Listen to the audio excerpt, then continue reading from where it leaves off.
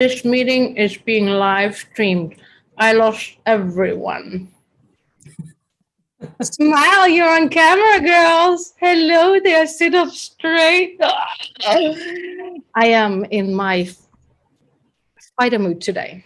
Yeah, Linda's like, what is going on? Like, I'm energized. I am just off the VCCC as an instructor, and it was amazing. So we're just gonna roll with it today, and I'm gonna give a huge, huge welcome to my colleague and what I consider a dear friend, Raffaella Tarassi. She has a huge experience in moving, wonderful woman, a mother, and a camera consultant, interior, a decorator, and an MMM and an MEC. We love the titles. So I'll hand it over to you, Raffaella. Take it away, tech team. No, we have no tech team. So, okay. So thank you so much, Lykke, for inviting me tonight. And thank you so much for everyone for joining. My name is Raffaella. I'm Italian and I'm an expat. So, and as Lykke was saying before, I'm a professional organizer as well. So I mainly serve the expat community.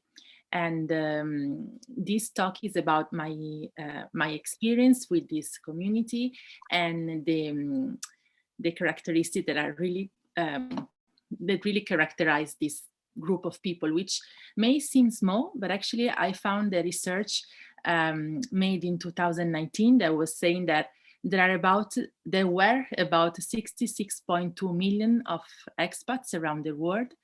And actually, this number was supposed to reach 87.5 millions of people in 2021. Probably because of the pandemic, this number slightly changed, but still we are talking about a big, big community, which is spread all over the world. So it's funny because my mother-in-law still lives in the same house where she was born, while in the last 10 years, me and my family, we moved 6 times. Again, I was born and raised in Italy. We moved then in 2014 in Luxembourg, 2007 in Luxembourg, 2014 Singapore, 2019 Mexico, and in a week we will move to São Paulo in Brazil.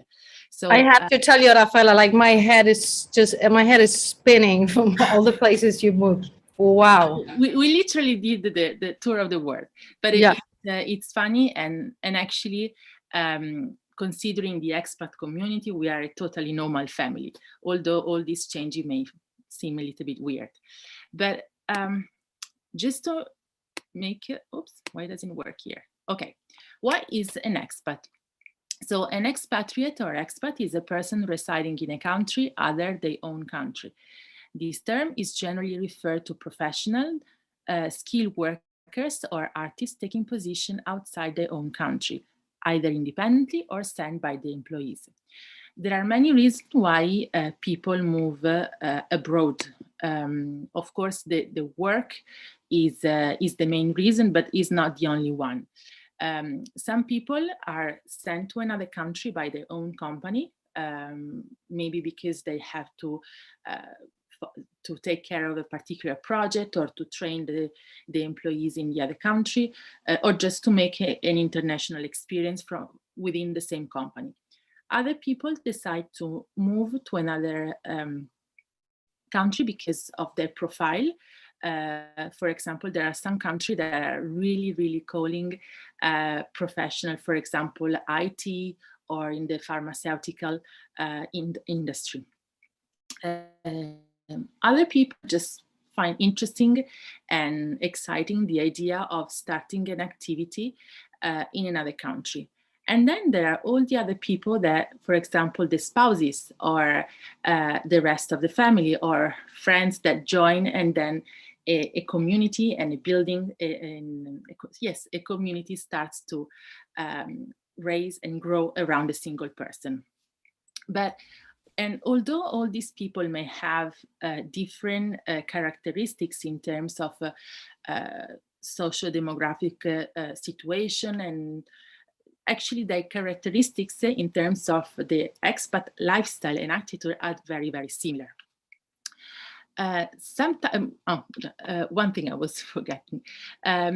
When we talk about expats, we don't include here, for example, the army families or the retired people or the all the diplomats or people working for embassies. So if we consider actually the people living abroad and we include this other smaller community, actually the expat community becomes even bigger.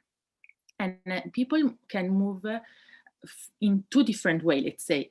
The first one is to move permanently into another country. Actually, they decide to again, leave the original one for a new one, and then live permanently in the new country. While other people prefer, or depending actually on the contract condition and agreements, every 3, 5, 4, 6, 7, wherever years, they change to another country. So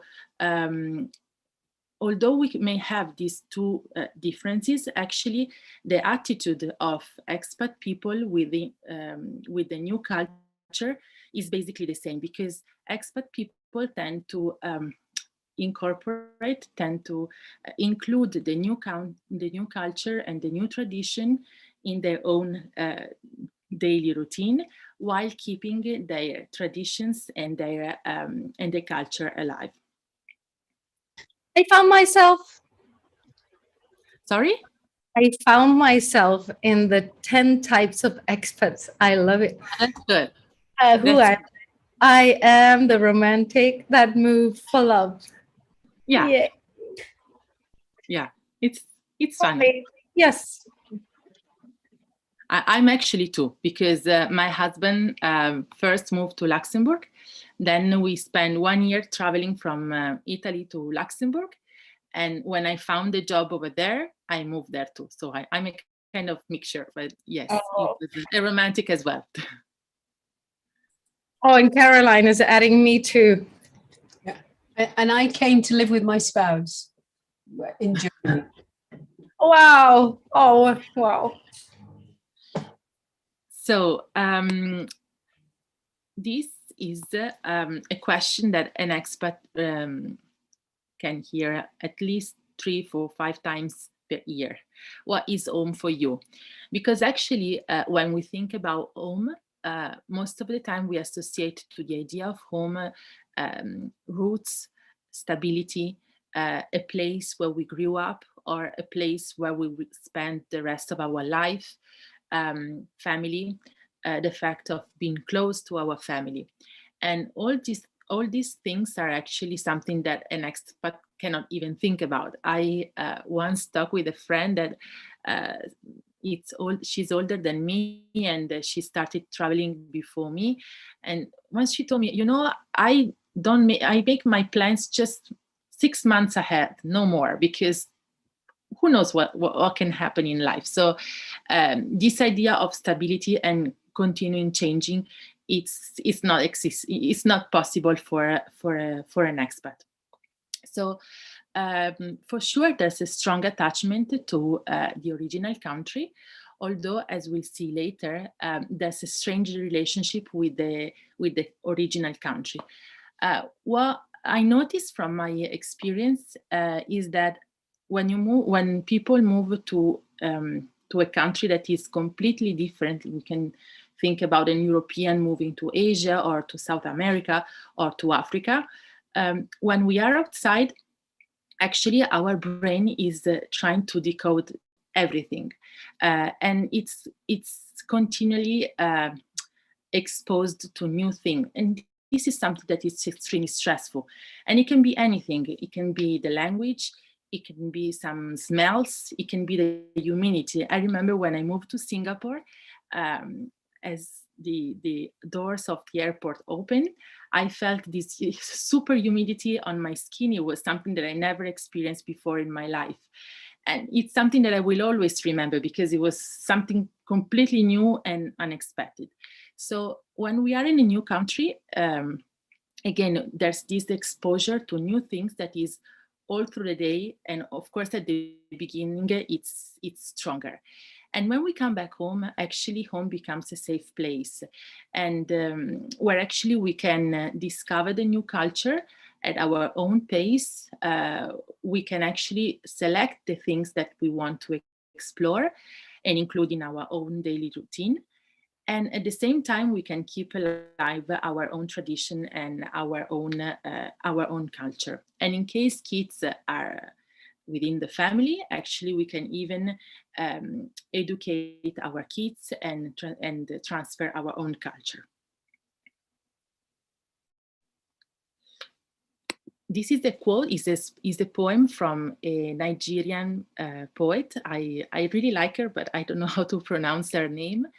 But actually, this is very true for an expat. So here you are, too foreign for home and too foreign for here. Never enough for both. And this is very true it's a feeling that is constant for many expats, no matter where they come from.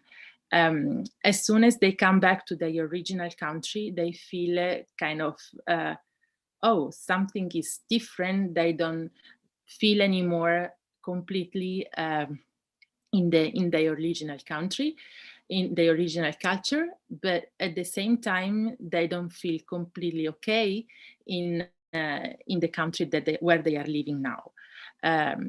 It's a kind of change of perspective. It's like looking from above the two countries and not really fitting in completely. And this again, I don't know if you experience the same, but actually it's pretty common. Coming back home and saying, "Oh, that's weird. What are you doing now?" While in the original country is something that it's absolutely normal, and at the same time looking like, "Oh, what are you doing in the expat country?" So when we think about moving, many people associate the idea of moving to another house, not even another country, as an extremely stressing event.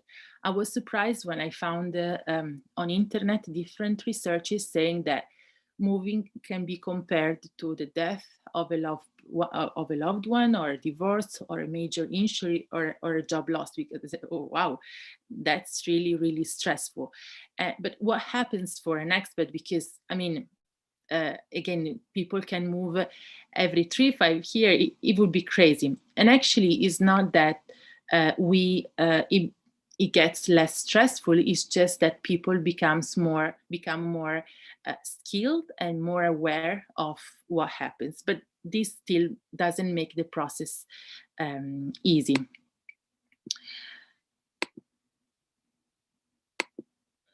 Oops, it doesn't go. Okay, here. So when we talk about moving, there are generally two options, depending on the contract's agreements. Some people move from a country to another with just few suitcases, while other people literally pack the entire house, put everything in a container, which is shipped to the other country. So these are the two options. And as a professional organizer, we can support our client in both cases. In the first one, it's really important to help our client to identify the items that he or she has to sell or give back if he or she rented when he arrived in the country. It's just a matter of giving them a structure and helping them realizing what is really important. I worked a couple of years ago with a lady from New Jersey. She lived in the Dominican Republic and then moved to Mexico, and with just few suitcases for her family of 4. I think they had 6 or 7 suitcases. And while she was talking to me, we were actually preparing our next move. She said, listen, one suitcase is going to be for Christmas decoration, because for me, Christmas decoration, it's super important. I don't care about my clothes. I don't care about anything, but Christmas decoration for me, it's something huge, because she actually set up Christmas in November, just after Halloween, and then she take it off March, I would say. And not because she's lazy, because she really enjoyed the Christmas spirit. So with these clients, it's kind of, let's say, easy, because the limits are really defined and they're really small. But at the same time, they really have to choose what really matters, what really sparks joy for them. All the rest doesn't matter at all. With the other client, so the ones that pack everything and the shipment and things like that, tidying, it's really crucial. Because it's true that by moving so frequently, the amount of things it's less probably, but still, it's not because they moved to another country that life stopped. They still bought new things. They still had probably kids growing up, so with clothes that don't fit anymore. And one thing that is completely different from a standard move is that when we talk about an international move, people need to consider really everything.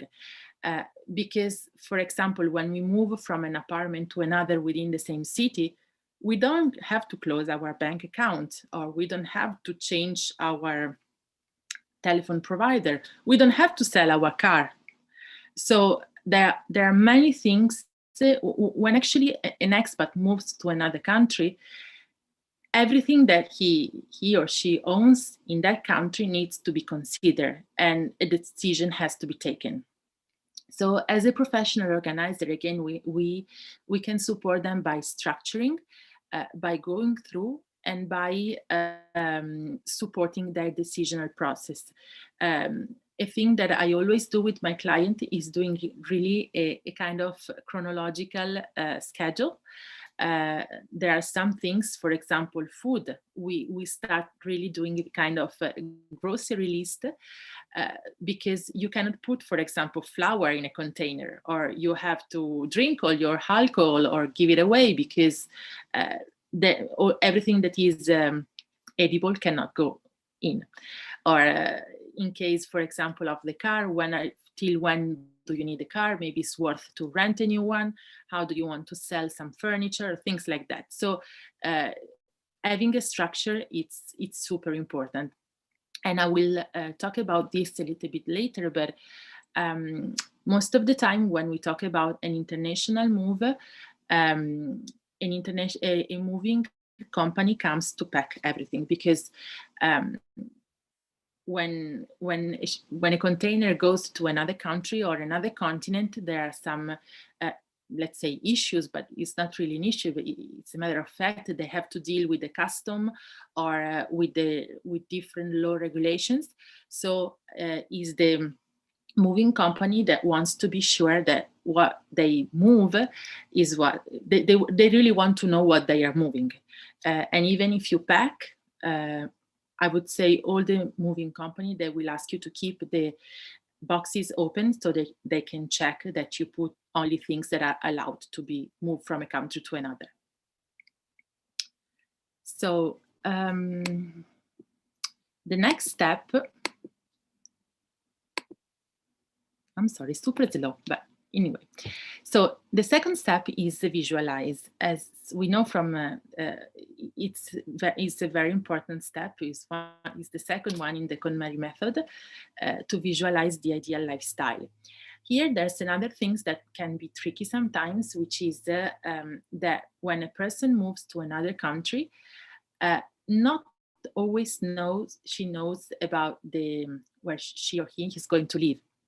Because when we move within the same city or the same state, most of the time we already have bought or rented a new house. But if you have to move to another country, maybe that's not possible. So when we move within the same city, we can say, oh, maybe this sofa won't fit anymore, or we can move this bed to the guest room and buy a new one for the kids, or we can repurpose this table and put it in the terrace. There are some like reflections that we can do about the things, and eventually decide whether to keep them or discard them.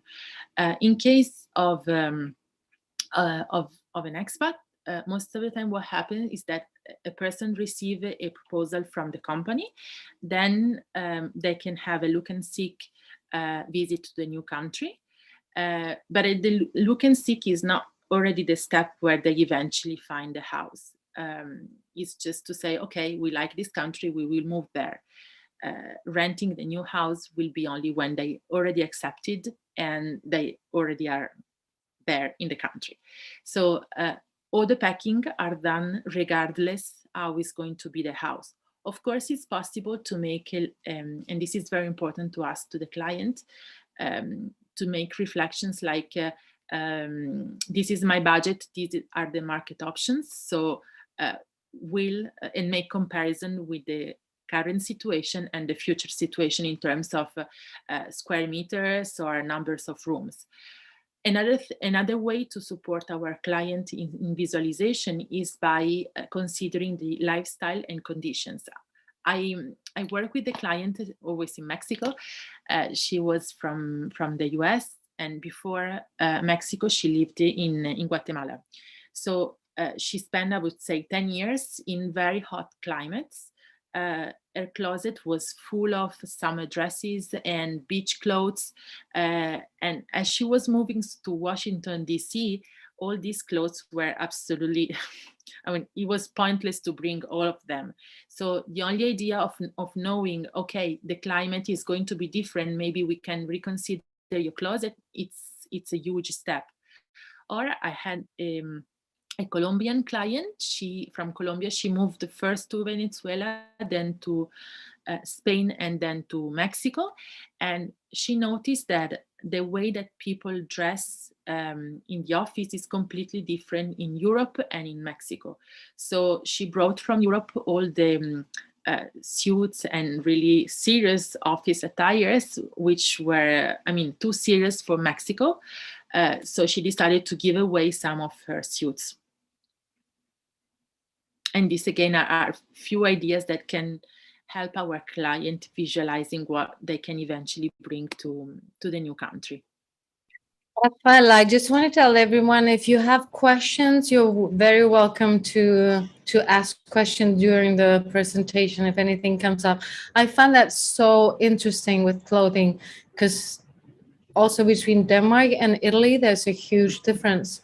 And it's all over the world. There's just a different approach, a different attitude to what you can wear and what you can't wear, especially what you can't wear. So it's interesting. And even about the food, Raffaella, I was like, yeah, you don't really think about food, do you? It did sound very funny, though, like fun, Yeah. if you have to drink all the alcohol. No, actually, my husband always say that in Singapore, we still have lots of friends, because actually in Mexico it's forbidden to bring alcohol because of taxes. And actually we learned about our move from Singapore to Mexico in May, and we moved in July. So we didn't have the time to finish all the alcohol.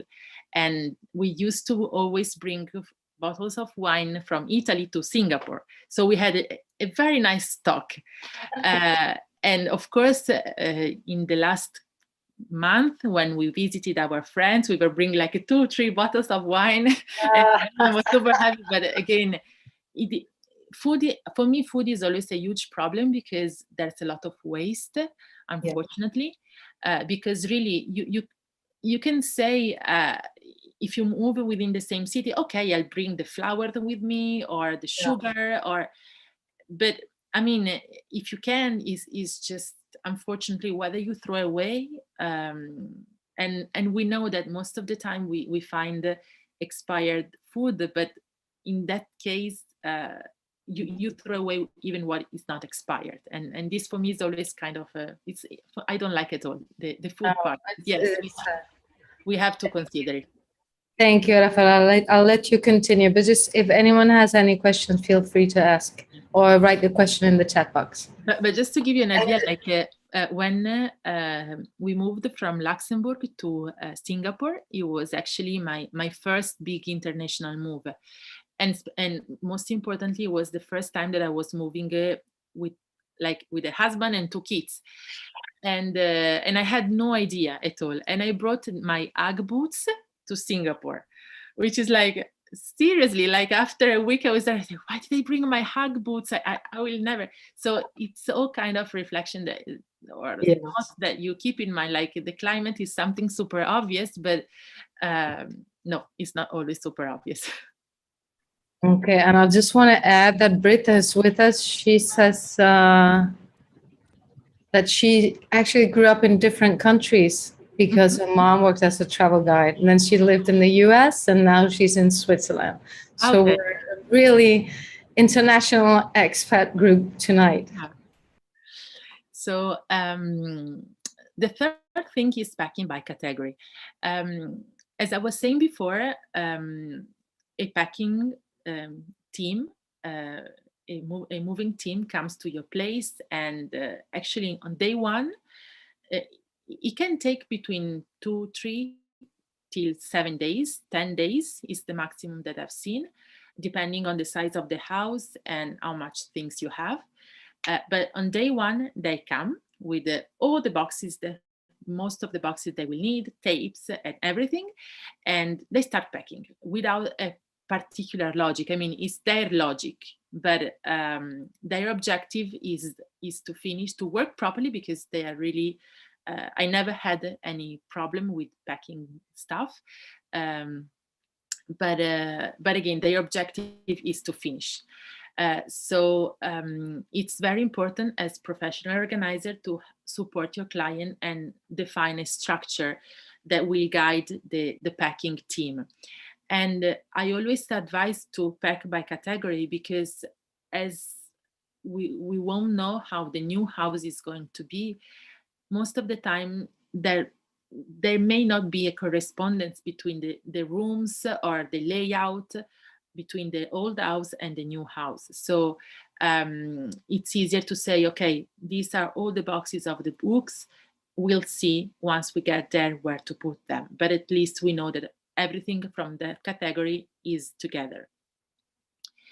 And yes, and again, the fact of telling to the moving company, okay, you can start with all the books for them.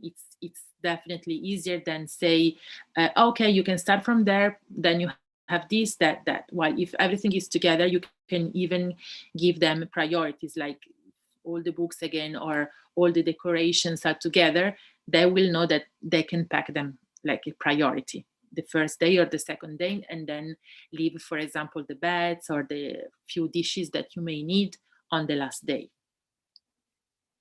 Raffaella, do you give your clients like checklists and stuff? And if you have, sorry, that's 2 questions in one, but if you have kids, do you, like with the books, do you make boxes for the books of the kids? Or the kids, I always keep the kids' stuff separate, because most likely if they have kids, they will even rent a house with with some place for the kids. Yes, of course. A room for the kids. Maybe they won't have a playroom and a bedroom in some cases, and it will be just one room. But generally, I keep all the kids' stuff together. Together, okay. Yeah.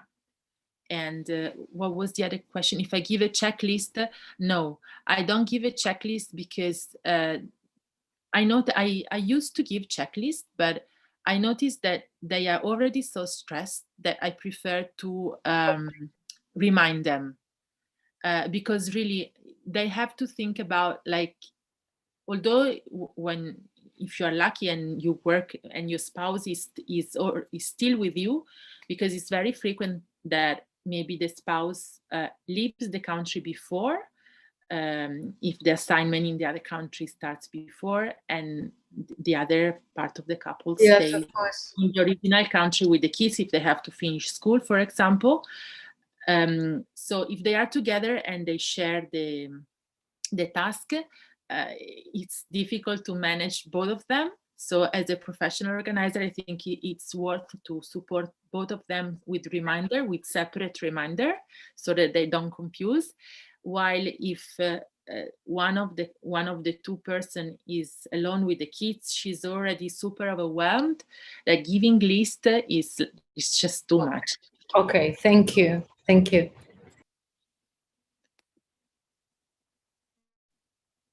And then the last one. Okay, here, say goodbye with gratitude. So this is something really important because we know by working with our client that it's really hard to say goodbye to things. But in case when we talk about an expat, it's definitely more than things, because those people are really like closing a chapter of their life.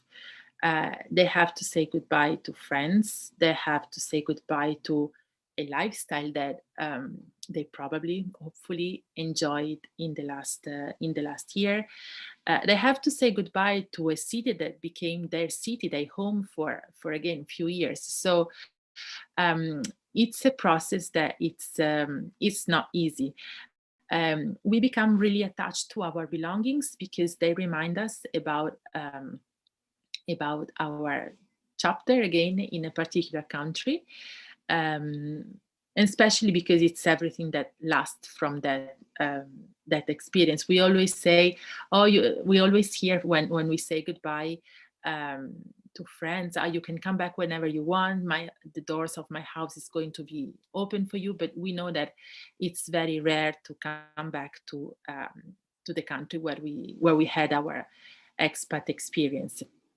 It's pretty frequent to stay in contact, but again, it's not the same. It's actually the sad part of the expat lifestyle, that you have to say goodbye to friends that become more than friends. When you arrive in a new country, you basically know nothing and nobody in that country, and it's pretty common to look for other expats. In order to create a sort of network.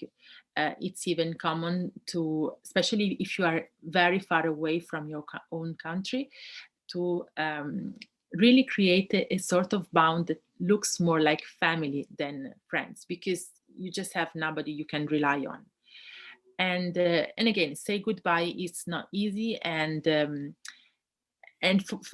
as a professional organizer, I think we have to support these people even in this saying goodbye to the country, to the people, celebrate the country that they are living. What I always do before they start packing is that we take some time and we make a list of the places or the experiences that most inspired the person during this expat adventure. And again, my client will generally pick some of them and do it again, just for the last time. It's a way of greeting, say goodbye, again with gratitude, because most of the time people go away with good tears. And I forgot to add a new slide, but what if we receive an expat family coming into our own country? So this is possible as well. And I think that it never happened to me because I never worked in Italy, actually. But and I've always been kind of new in my in the country where I've lived. But I think we can be an amazing resource, not actually only for the unpacking and organizing and the skills that we can actually provide and use for our client, but actually we can be a huge resource of information. Imagine that you come to a place where you probably don't speak the language, where you really know nobody at all, and you need to start a new life from zero almost. And the fact of having someone that can help you, even to say, okay, you want to go to a restaurant, have a nice wherever, this is a place that I really like, or, oh, you need to go to the dentist, I know this dentist is really good. We can be a resource that is like for simply amazing. So in both cases, it's really supporting our client in a huge change of life, and just giving an hand, a supporting hand, and be there. And because again, it's another experience, it's a life change. Thank you so much, Raffaella. Thank you. My pleasure. I was wondering if you see like a difference in terms of worry. So in the VCCC, we talked about worrying. I was reading Earl Nightingale last week, and I totally adore his books. And he had this statistic about worrying. That's probably very common. Like 40% of worries never happen. 30% of worries are worries from the past that you can't do anything about, and 12% are worries about health that you're not really in charge of. And it was only like 8% of worries that are kind of real. And I was wondering if there's a difference. Do you see a difference between younger clients and clients with kids? Like younger clients are more, yeah, we're going for the air, it's fine. And then they're kind of like, oops, I didn't think about the dentist and the car and this and that. Yeah, there's a huge difference between moving with or without kids. It's huge. No, it's huge. Yeah. I actually again moved to Luxembourg without kids, and but moving within Europe, it's not so difficult, because although countries are different, or although you may have a language barrier, I mean, the cultural roots are the same. Or maybe I think, like, as an Italian, I've been exposed to the German or Central European culture, to the Anglo-Saxon. I mean, I have some ideas, even if I've never lived there. So it's kind of reassuring. We studied about the cities, for example. I don't know, I never studied in detail the English history, but if you tell me about Henry VIII, I know something.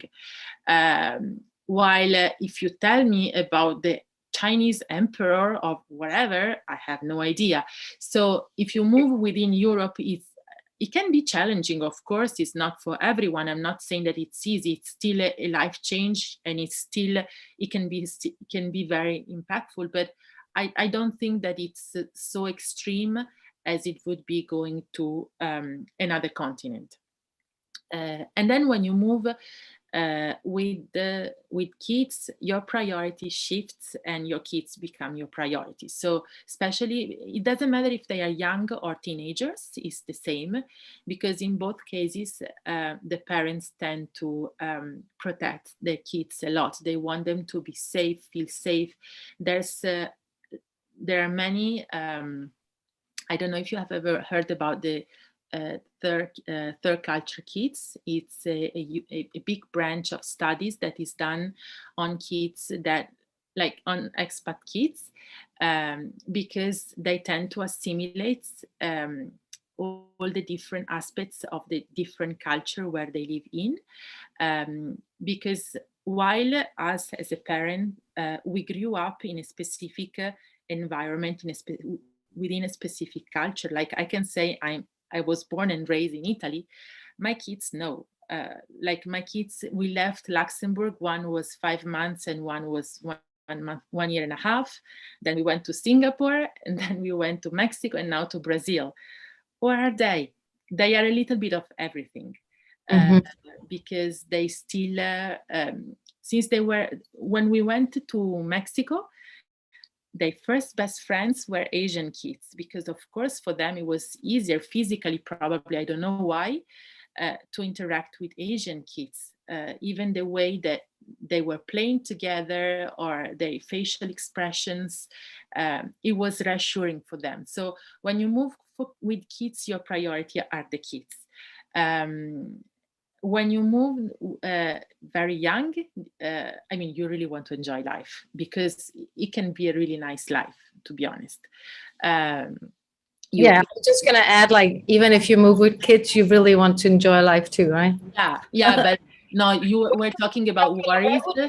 What would be like your one advice if you have parents that are about to move, or a consultant or a professional organizer that is about to help a client move? What would be like the one advice you would give the parents? And I would love for Caroline and Britt to think about it too. Like, what would be the one? William he was 2 months old when we moved from Denmark to Italy. In the car, it was a total nightmare. But anyways, so I haven't experienced that. Like, what would you tell the parents? How would you tell the parents to prepare the kids for the move? So before the move, yeah, it depends on the age. And if the kids go to an international school, they are super well prepared. Like I was talking with a German lady that she's in the Philippines now, and her kids are going to go to the same school in São Paulo of my kids. And she was surprised because she has a daughter that is, I don't remember if it's end of middle school or already high school. And the school already put this girl in contact with her buddy, that he's going to welcome her and support her. So schools now are really aware of this transition, and they are amazing, to be honest. The idea is to make them feel important, and that the problem is that most of the time for kids, especially if they are teenagers, but I already see it in my son that is only 9, they see the move as something that is imposed, which is kind of true, and they feel completely out of the decisional process. So the idea maybe is to involve them a little bit more, like, like for example, when we decided to move to Brazil, we asked them, okay, how would you like your house to be? And they told that for us it's important to have a garden. And said, okay, so this is not going to be something that we will negotiate about. We decided that we will go to Brazil, but for you is that you will have your garden. So try to really include them, because it's not easy for them at all. Imagine that all of a sudden all your friends like will disappear. My son, for example, doesn't have his phone yet, because again, he's only 9. So your friend that you have seen every day for the last 4 years, he won't see them anymore. And he doesn't even know who he will find there. So it's not easy for them. And for them, it's difficult to express this emotion. We can guess them, but it's not the same. They maybe don't even know, but they feel this kind of distress. Thank you, Raffaella. I just want to welcome Amy and Jessica, right? Do I remember your name correct? And I know Jessica has like a big move coming up. Am I right about that? Okay, so all experts in the room. That's amazing. So you give like the kids a wizard wand so they can kind of decide the color of the painting in the home or something like that, so they feel they're in control. Does anyone have questions, or if you want to share, Kelly, your story, or Jessica, your worries, or how you, feel free to share. Thank you. I did listen from Twitch because I was not able to log in, but now I was able to have my husband's computer. It's been so interesting. Jessica, I have to celebrate that, because I mean, my first listener on Twitch, yay. Raffaella, you were able to get the first listener on Twitch. I don't even know what Twitch is, to give you an idea. So, but I'm happy if you're happy. Oh, that's because my kids are 20 and 23, so you know what Twitch is. We have to, my kids, I used to do workout via Twitch. But thank you so much, Raffaella, and thank you, Lykke, for inviting me to this. It's I'm as well an expat family, and next year we will move, and I'm now a consultant, KonMari consultant in training. Just finished the course yesterday, and I have a question. You said, when do you go to the clients physically? Do you stay there with them when the movers are coming and help them with the packing? So when it depends. First of all, it depends on the size of the house. So if the house is really small, one person more is just a mess. It also depends on the client. There are some clients that, yes, are really a little bit more anxious, or if they have a baby, for example, yes, then I'm available to support them. I have no problem at all. Actually, when there's a moving company, they really pack everything. It's up to you to decide whether you want them to pack everything. Like, for example, for my moves, I don't like them to touch my clothes. So I pack my clothes, I leave the boxes open, but I touch my clothes. I don't know, it's weird, but I'm like that. And so it depends on the client. It's if she wants me to be there, of course, there's no problem for me. Sometimes I also do it. I used to work a lot also with Asians families back in Mexico, and they didn't speak Spanish. So sometimes I do the translation as well. It depends, but yes, why not? Yeah, I think it sounds wonderful. I've done 2 moves, but one I say from to Korea with baby, Okay, and then to Germany, not babies, but very stressful. So it would be wonderful to have someone there. So you are based in Germany now? I'm based in Germany right now. Yeah, and moving. And where are you moving? We don't know, as you said. You don't know. Okay, But we know it's finished. Okay. It has to be this. I mean, this is the last year, where they have to prolong 4 years because of school for the kids. So, good luck. Yes. Yeah. Well, looking forward to see the before and after pictures. I think Linda has a question, right? Linda, feel free to unmute yourself. Linda, you said you moved for love too. I did not know that, and I kind of know you, but I didn't know that. No, I'm married to a Dutch guy. Oh yeah. Oh yeah. And we live in England, but we went to Berlin. We lived in Berlin for 3 years. And then we moved back to the UK, and we were supposed to move again, but we didn't. But I'll tell you my experience of being an expat, thinking of the remark about the Nigerian. I have always wanted to travel, and it was my dream at like 12. I wanted to go to China. Any excuse to get out of Britain. And I have traveled. I had a travel company. I went all over the world. But we went with the kids, and we lived in Berlin for 4 years. And I never wanted to come back to England, but actually I've loved it. I actually loved living back in my own country. My kids went to the European school, so I was a part of an expat community. But I did really love, things. It's amazing how you were saying, Raffaella, making doctor's appointments, going to the dentist, going shopping. You know what I mean?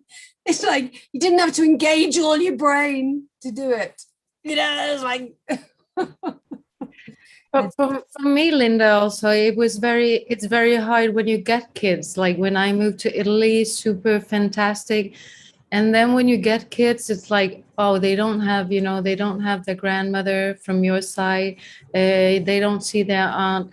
It's really challenging to teach the Danish culture to my kids. When you live in another, it's like double work, right? So you have to balance that. You don't want them to be too Danish, and you don't want them not to be Danish at all. So it's not easy. Linda, I think you had a question also for Raffaella, right? Yeah, no, I was interested about you getting clients, Raffaella, because you've obviously had to reinvent yourself in each place you go. You see, I never thought of going for clients because I always worked on the principle that they didn't have enough stuff for it to be. Oh no. Linda, come on. Linda, okay, so Linda calling from Control Center. Are you talking about planet Earth? Or are you talking about another planet? No, I just never entered my mind because I've got loads of contacts with European people because my kids were at the European school, and I know BMW up the road, and they're always shipping their people in and out. But it never entered my mind. So for me, what I noticed, it really depends. Like when, for me, it's very linked to what Lykke was saying. Like as we are traveling so much and in so different countries, I want my kids to have a house that is a house. So my house is the same wherever I go. Like it can be Singapore, wherever, we have the same thing. And I want it to be a house, not a hotel room. So it's a normal house, like I have, and I'm not I actually had to refuse the client because I'm everything but a minimalist. So I like things, and for me, I have a deep passion about artisans and like really understanding the culture through the objects. I have like a Chinese chest of drawers, then I have a Mexican mask. My house is a little bit crazy. Like here, I'm in my mother-in-law house, but my house is like more than eclectic. For expats, you have those that really have limited things. But then even if they have few things, the problem, what I noticed is that, for example, the Colombian person I was talking to you about before, she had the problem that for every house she used to buy new things, and she didn't feel that, she couldn't feel that the things that she bought, for example, for the house in Spain were okay for the house in Mexico, because like the structure or the colors, the light was different. So she kept buying new things, and all the old things were still in boxes. So it's super frequent to find in expat families the boxes still unpacked, that move unpacked from one country to the another. This is very frequent. And how I find my clients, well, this is one of the advantage of having kids. So through the school, like all the international school, like even the European you were mentioning, have a group of international families. And I always join the international family group, and they become my best friends most of the time. And that's where I find my clients. I mean, when we start a business, we always look in our community. My community are the expats. So that's how I look at them, for clients. I guess, Raffaella, like doing the tidying festival with the KonMari method could be really, really helpful to see which items spark really joy and which items, okay, they're just moving from one, because it has a cost. And I would like suppose it's pretty expensive to move stuff from Italy to Brazil. Yeah, it doesn't just get there. Like another thing that I wasn't mentioning, like when you move all these things, it's not like when you move within a city that in a couple of days maximum you receive your stuff. We talk about month. So you really need to understand also the stress that these people go through, because I mean, you pack your belongings and maybe you will see them again in 3 months. So it's kind of, that's why the idea of having everything prepared and organized, it's a huge support, because okay, I know that I did all my best to prepare all the boxes, categorize them, and even if I don't see them in 3 months, hopefully the container won't fall off the boat. But again, it's So Jessica, if I don't remember wrong, you had rented furniture for the same reason, right? We don't have rented, but they're provided by the company. So we had in Korea, we had one set, and we did what Raffaella mentioned. We did actually buy the oldest daughter's things. We brought them to Germany just so that she would feel like she's coming along. The little one, she had baby furniture, so she had grown out of them anyway. But I have a question, Raffaella. Where have you your company based? Because I am like you, changing countries, so I'm confused where to base my consulting company. So do you create one every country, or how does it? Okay. Yeah. I feel almost. I wish I could give you a hug right now with the expression, your facial expressions. Oh, you know why? Because I sent today I sent my first invoice here in Italy, and I filled it incorrectly. So the client called me and said, "What did you do?" And I felt so unprofessional, but I never did an invoice in Italy. So it's like, Is okay. there no way to make that like international? Like, No, or- but now I'm in a super weird position because I'm no more in Mexico, but I'm still not in Brazil. I'm in between. So, and sometimes the fact of doing like an international invoice, if there are not agreements between the countries, it's even more complicated. So yeah. you can have them pay you with the Singapore art or the Japanese golden treasure. Yeah. You make it bizarre.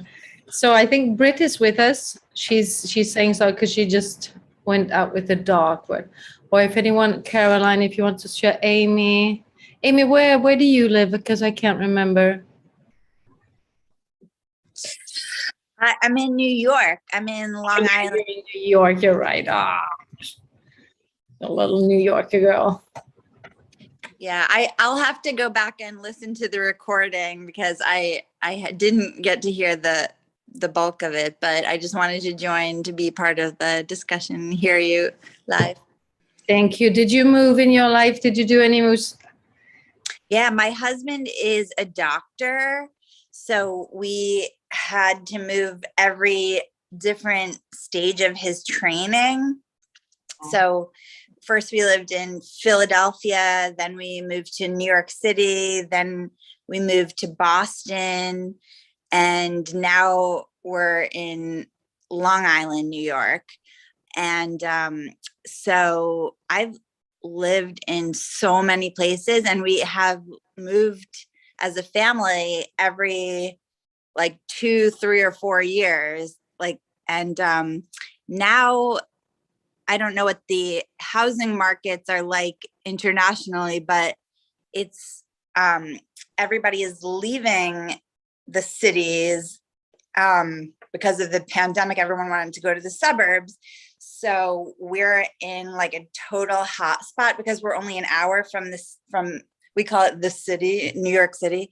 And so you can commute if you had to, but people don't even have to worry that much about commuting. So everybody wants to be where we are. So we're putting our house up on the market. And I have always loved moving. I find it to be so inspiring, and I love like being forced to go through everything and decide what belongs in our future. And it's, I think we mentioned before that even all of us have done the festival on our own stuff more than once.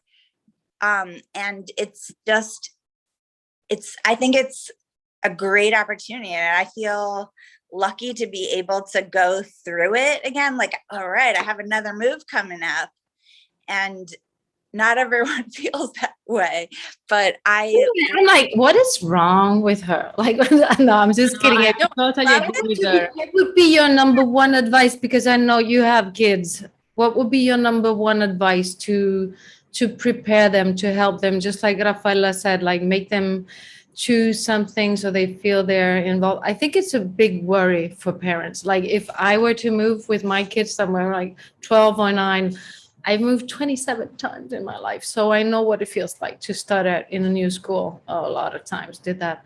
So what would your number one advice? You can also think about it and then come back when you're like, yes, I got it. I have a puppy, and she's like, has failed every training methodology until finally went with like a military style training. So I'm currently thinking that I have to apply the same kind of method to my kids. And well, we go hand in hand, girl. I love it. Talking to the kids about it, like, mommy and daddy are the boss. this is the decision. And like, I don't want them to be too empowered around it. Actually, I think that the adaptability will serve them well. Ultimately. Yes. Thank you, Amy. Thank you. Welcome, Britt. Feel free to ask Raffaella questions or share your experience hot off the VCCC. May I ask Amy how old her children are? I have 3 girls. They're 4, 6, and 8. Yeah, I do think the age makes a difference. Yeah. I had a good friend who moved from France with teenagers, and they did not want to move. They were desperate.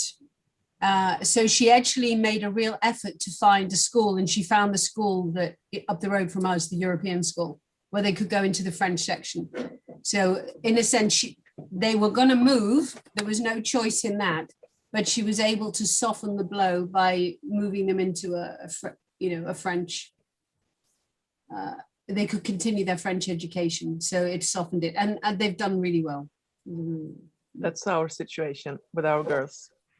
Yeah. My oldest, she's they go to international schools, so they're in grade 9, and after grade 10 they have to make a selection, and she's like hyperventilating that we might pick a school that don't have the subjects, and where would we be located. And I told her, put that worry in my hands and I will make sure that we give you something. And surprisingly, she calmed down dramatically. She was like super hysterical.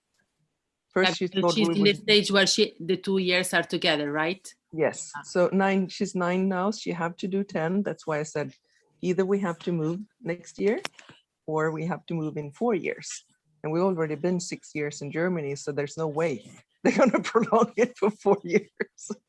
So it's but so she's definitely within this. And then the younger one will come in the same, by the time the oldest finished grade 12, the youngest is in grade 9. All the math, I never thought it would happen, is happening now. I just wanted to acknowledge how wonderful it is to listen to you and learn from you. So, Linda, thank you for body language, but also verbal language. Soften the blow is, I think, as analogical as it gets. So I'm going to put this in my pocket and take it out whenever. Soften the blow. Does it get any better? And Jessica, you like telling your girl, put that worry in my hands. I totally love that. Because, Amy, did you feel that too? Like, I could almost feel it. Like, if my mom had said that to me, and I mean, if she had told me, like, put that worry in my hands, you don't have to worry about, because you do trust your parents, right? When you're that age, like, okay, amazing sentence. And thank you, Linda, for just noticing the age difference, because of course it's, if you have a boyfriend or a girlfriend and your parents are going to move, you're not going to be really happy about that, are you? Even though we have internet and everything. Raffaella, how old are your kids? Because I can't remember. 9, 8, and 4. 9. So they're still in the marshable. I noticed this time a huge difference between the 4, 8 and the 9. So 9, he starts having his sports friend, his soccer team, and it's not easy for him. The 4 years old doesn't care at all. And do you do like, it came to mind, like, do you do like a little box where they can collect all kind of like photos of their friends or memories, sentimentals, like something ritual, like a little box my life? I shouldn't say that, but no. No. It was just an idea. Like, I wonder if anybody does that. I didn't do it. I wish I'd done that.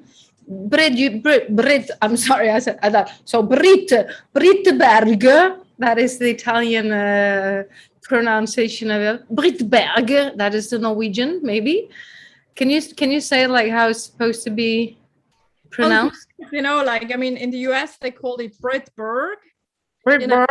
Yeah. Okay. I have a potato in my mouth. In Switzerland they say Britt Berg, and in Norwegian it would be Britt Berg.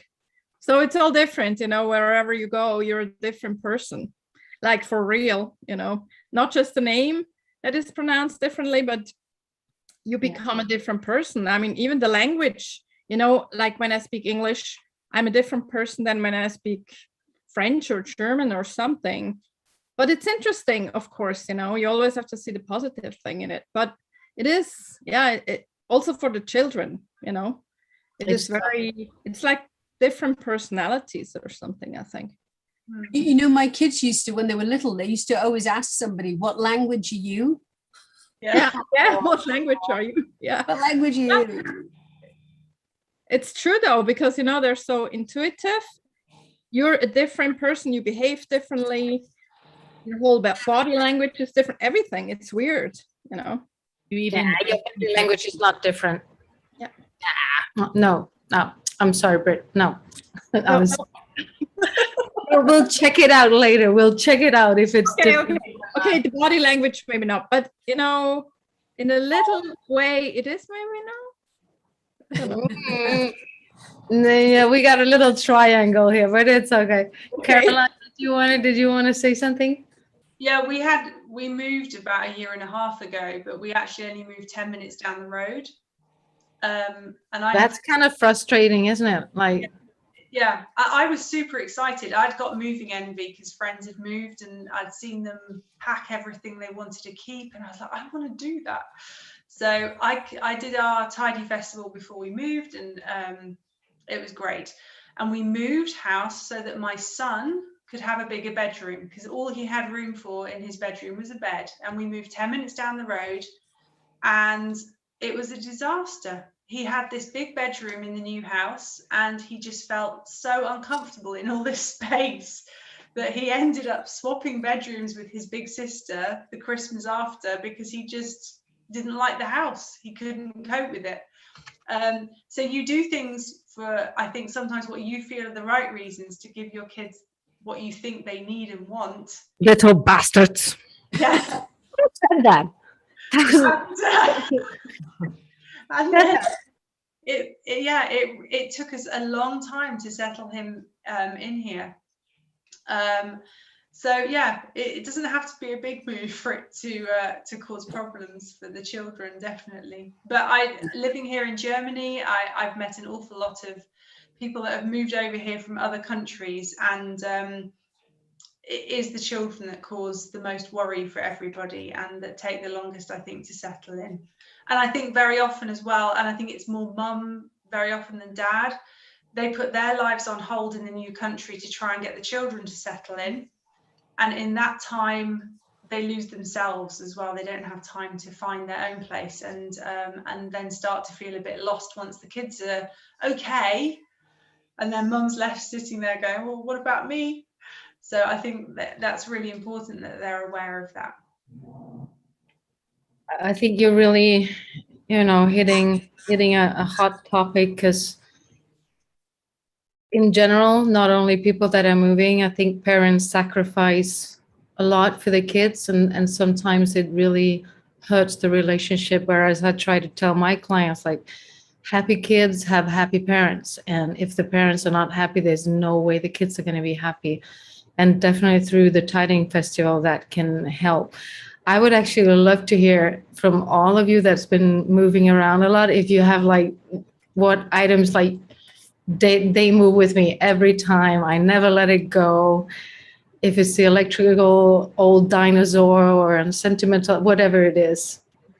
I have my tea cozy, which I don't know if every country has, but in England, you put this hat on your teapot to keep it warm, a tea cozy, and mine's got the Union Jack on it. So that's been with me forever, and it's proudly in my kitchen in Germany, so that everyone that comes in knows that we're British. My grandmother had that. I wish I had that right now. I can see her put it on. Oh, that's so good. Oh. Anybody else? Raffaella, what is like, I always bring it with me. It's Parmigiano. Tell the truth. That's obvious. That's obvious. No, actually, for me, it would be very difficult to pick one thing. Very, very difficult. Okay, since it's you and you held a wonderful presentation, you can pick 3 things. Be fast about it, okay? Fast and short, not too long. So one is a big apple, is a porcelain apple that my mom offered to me the first or second Christmas I was in Luxembourg. It's like this, I love it. Then it's a vase, a white vase, and then that's funny. Actually, in Milan, there's every Christmas there's a market from artisans from all over the world, and I bought one Japanese soldier without knowing that I was supposed to leave and move to Asia years after. But this, I'm pretty fond of this. And fourth one, another vase from my grandmother. This is absolutely super important. Thank you. What about you, Jessica? Would you like proudly and happily pay the movers or the movie company to? I put my gatekeeper over here. Yesterday we talked about how important it is. Like we have pest control for our bugs, and we have air filters for pollutants, and we have alarms for burglars. But we don't have like stuff control. If you could make like I was yesterday, I was like, holy Moses, it could be a business idea.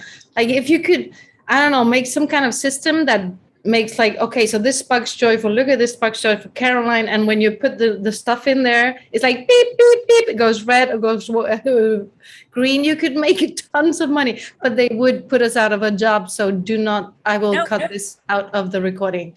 That is a terrible business idea. No, we're the stuff keepers. They just have to have us with them. Okay, great, Amy. What do you always bring with you, or Jessica, whomever wants to go? Linda, you know what? Next time I'm gonna have takeout at exactly this hour, because Linda's like, her husband, he comes in with like a super cheesy plate, and she just sits there and eats.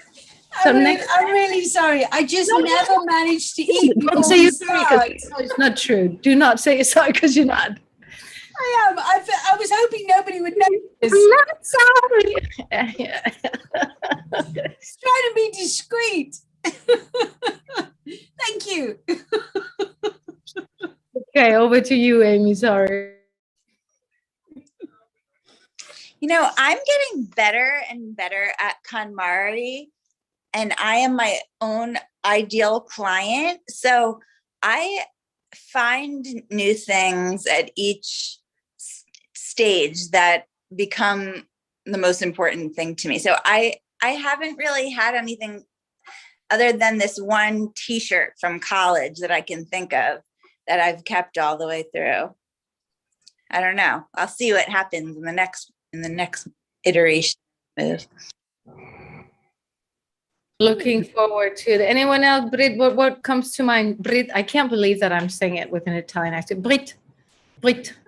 You can say it however you want to say it, because you know there's so many languages, so you can say it. It's never Yeah, wrong. but you know what? It's actually a really great example of the centers. You remember we talk about the centers, how the intellectual center is slower.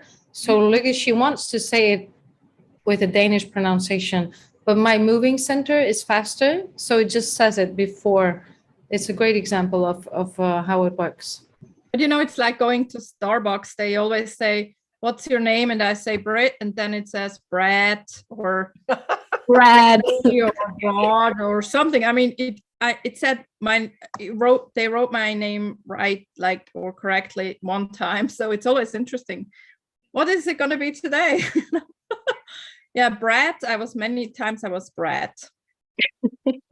Yeah. What are your favorite items? 1 or up to 3? Actually, right now I can, because I did think about that when I did my Tidy Festival, and I was like, what am I going to really take if I have to leave again, like in one suitcase? And really, at the moment I only have one coffee cup that just has a lot of memory in it, really, but it could break tomorrow. And when I moved to the US, you know, I tried to bring all these things, and I had a storage unit in the US before we moved to Switzerland, and it had all my stuff in it, and I couldn't pay the rent anymore. So then what they do in the US, they sell it to someone, and I had nothing. When I came to Switzerland. But in a way, now thinking back, it was great. You know, I had just nothing and I could start all over. So I think I would just take my son, my dog, and my coffee cup. I don't know at the moment. And I have my dog and my coffee cup. That could Yeah. be the title of your book, Britt. If you want to make a book. Isn't that a great book title? My son, my dog, and my coffee cup. I want to read it. That's a great idea. Yeah. The life of BB. No, the life of Brad. My son, my dog, my Great Brad, just be. You know, that's, I think I'm going to call my company Just Be. Just Be. Oh yeah, Just Be. Be. Exactly. yeah, just be. Oh, that's good too. Oh no, now somebody's going to steal it. No. No, they're not. Brad. Linda, did you want to say something? Yeah. When I moved to Holland for 6 months. It was actually 7 years ago now, nearly 8. I took the 2 youngest and they went to the European school there for 6 months.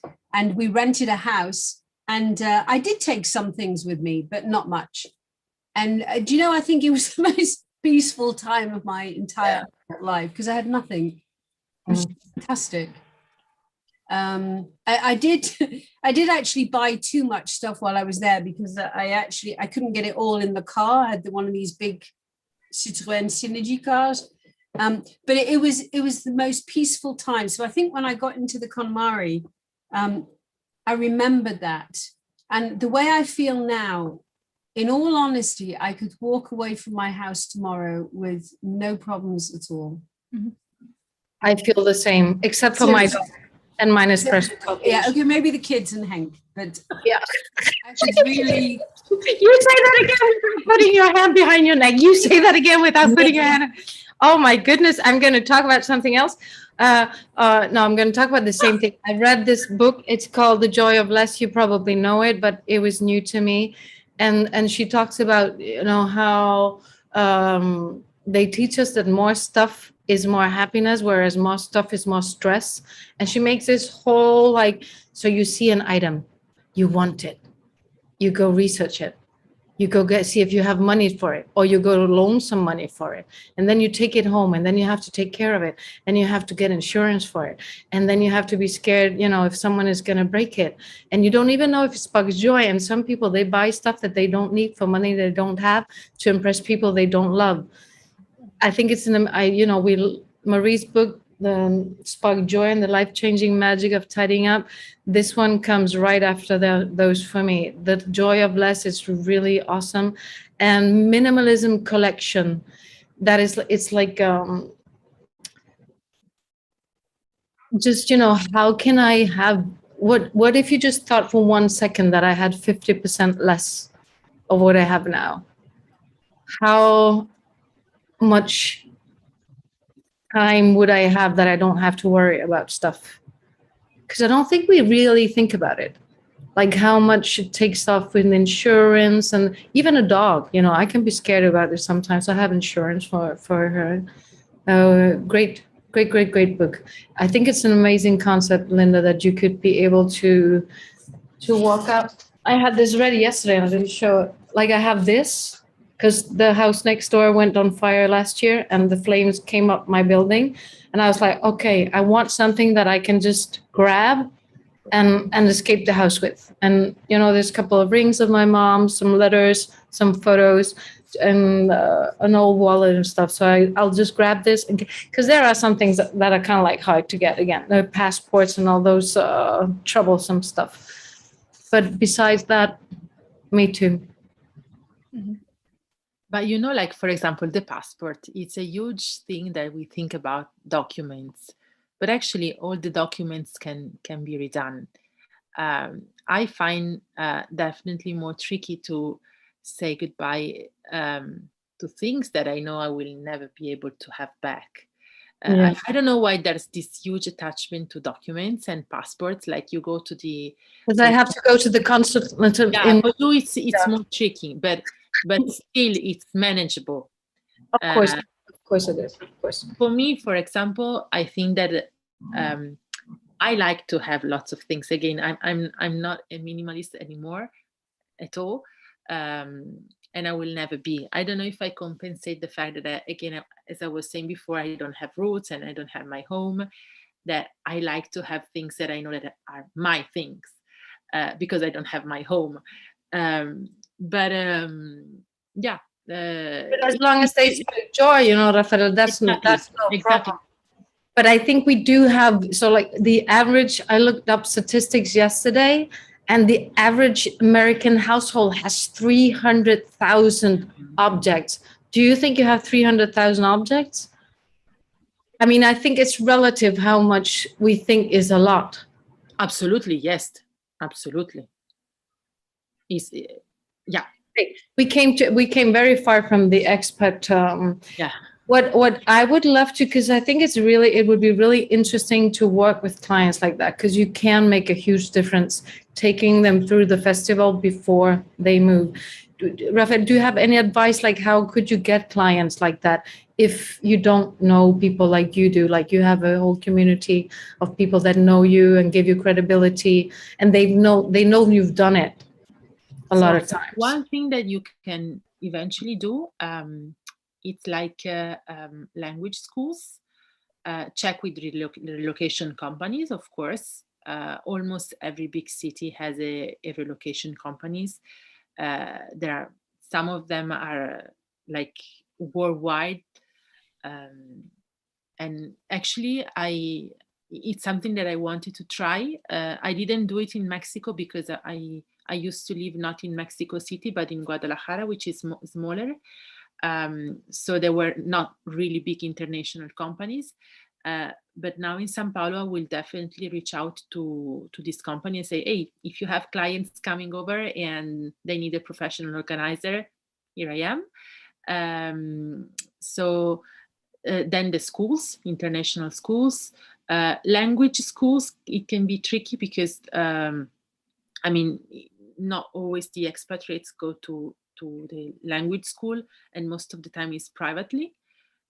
So yeah, and Facebook is also amazing. Like there are, like I know for Italy, there's a Facebook group that is called Italian Moms Around the World, for example. And I know that I did it in Singapore, I did it in Mexico, and I did it in for São Paulo.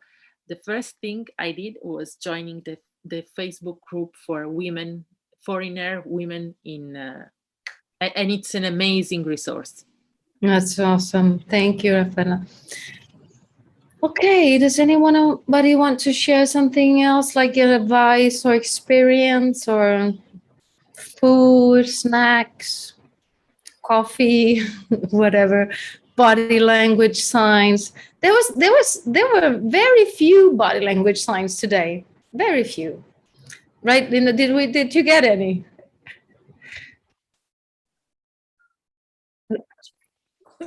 So everyone was quite positive today. I didn't sense any, you know. Yeah, that was because I wasn't speaking all the time. Well, wonderful community. Thank you. I'm just going to check to be sure that there's like no questions. Like last time, there's like, oh, there's no questions. And then there were questions. And if there's not, we can sign off. No. I want to say my kids are now like 26, 24, 22. And although we only... You have to think about how old they are. Like... Well, I just know there's like almost 2 years between them. And, although we only lived abroad for those 4 years when we were in Berlin, the two youngest were born in Berlin. So because they went to the international school, they had a bit of an expat existence because everyone was always moving, you know. So it was quite traumatic, you know, that they'd have these fantastic friends for 4 years and then they'd go. But my kids have got connections all over the world, and they've got the most wonderful friends, and they're so flexible and they're so adventurous. So I do think an expatriate lifestyle can offer, what's that? Apart from that's what Amy said. She said adaptability. And adaptability in today's, market of people that need to hire you and where you want to work, that's a huge, huge, huge skill to have adaptability. And acceptance of other people. Yeah. I think it's So I'm going to ask Raffaella and Caroline, because they know a little. Does Linda like to live abroad, or how much does Linda like to live abroad?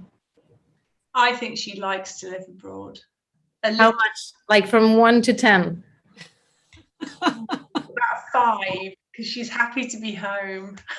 No, it's more than 5. And how do we know that it's more than 5? Because she keeps moving now. No. Raffaella, did you not, have I not taught you anything? Okay, so she did a double. Okay, she did a double. She does not even have hair. So if I do this, no, I meant in front of your ears. I'm sorry, I didn't finish the sentence. So if I do this, it makes sense, right? Or like Caroline, she did it now because it does kind of like fall. Can you do it again, Caroline? No, like this. Like put your hair in front like this and then put it back. Yes. Okay, it makes sense, right? Because her hair does go forward. Linda, she has a new haircut. She doesn't have any hair. So when she did this on Live Abroad, it's a double positive. So she really did like it. Yeah. Oh, I go tomorrow. Yeah, see, that's where you can really use the body language. Because if she were a client that wants to move abroad and she does it, you don't have to go into, oh, is it stressful? Or you just have to, you can move directly into how we're gonna organize the move and so on, because she's excited about it. Does it make sense, Amy? It will. I promise you it will. We'll do it next time, because we were supposed to, I don't even know what we're supposed to do today. But we'll do it next time. It was wonderful to have you all. Thank you for sharing your experience. Raffaella, we wish you, what is the moving, like the date? 1st of August, in a week. Ooh. And you, Jessica? That's plain body language. In the year. I have to say though, because I posted, why do we put our hands in the air when we're victorious? So Raffaella, when you put everything in place, you're gonna be like, yes, I did it. And when we say like, we surrender. Anyone know? You Surrender everything. You're exposed, very exposed. Yes, Linda, are you so smart, girl? Oh, I love it. I love it. Oh my gosh, I love it. Your brain works in mysterious ways. But before I forget, I want to say good luck to Jessica and Raffaella, and of course you'll keep us posted. So it's true what Linda says, when you're victorious, you don't have to be afraid anymore. So you don't have to protect your body, because there's no one that's going to kill you, because you won. And even people that are blind from birth, they do that instinctively. Like they pull it because you can be exposed, because nobody's going to harm you. And when you surrender, you're like, okay, kill me, because... Interesting. Why do I do this? I do this every time. It's like, okay. Well, any fantastic... How is the weather, Amy, in New York? Hot and sunny. Getting ready for a boating weekend. Oh. Caroline, how ist es in Deutschland? Wie ist das Wetter in Deutschland? Es ist schön warm in Deutschland, danke. Ah, toll. Jessica, hvordan er vejret nu kan jeg ikke huske, hvor du bor henne, altså. What? Did you not come from, where are you originally from? I'm from Gothenburg.